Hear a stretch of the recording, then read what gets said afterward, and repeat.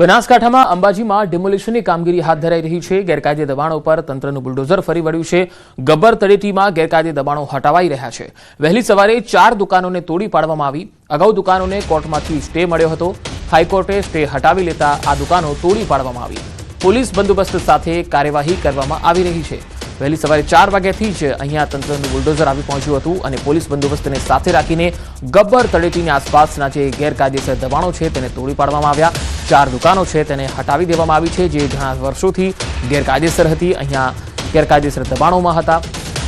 તો આમ દબાણ હટાવ ઝુંબેશ અંબાજીમાં હાલ ચાલી રહી છે। હજુ પણ આગળના સમયમાં આવા જે કંઈ પણ ગેરકાયદેસર દબાણો હશે તેને દૂર કરી દેવામાં આવશે। તો ગબ્બર તળેટીમાં ગેરકાયદે દબાણો હટાવાયા છે। વધુ માહિતી મેળવીએ સંવાદદાતા મહેન્દ્ર અગ્રવાલ અંબાજીથી જોડાયા છે। મહેન્દ્ર, માત્ર 4 દુકાનો છે તે જ હટાવાઈ છે કે હજુ પણ બીજા દબાણો દૂર કરાશે?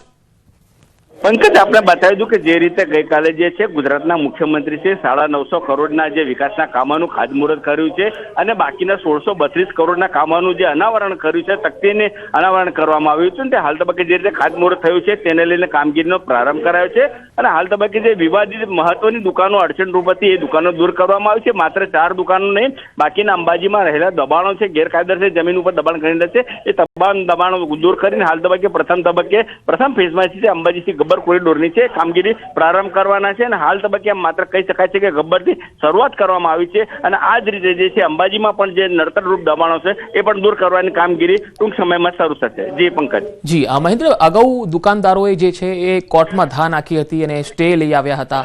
શું આવા પણ કેટલાક લીગલી અટવાયેલા દબાણો પણ છે જ્યાં હજુ તોડવાના બાકી છે?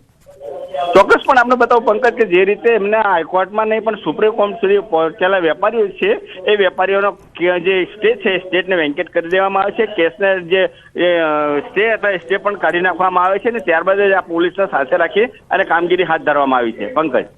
જી મહેન્દ્ર, આભાર માહિતી આપવા માટે।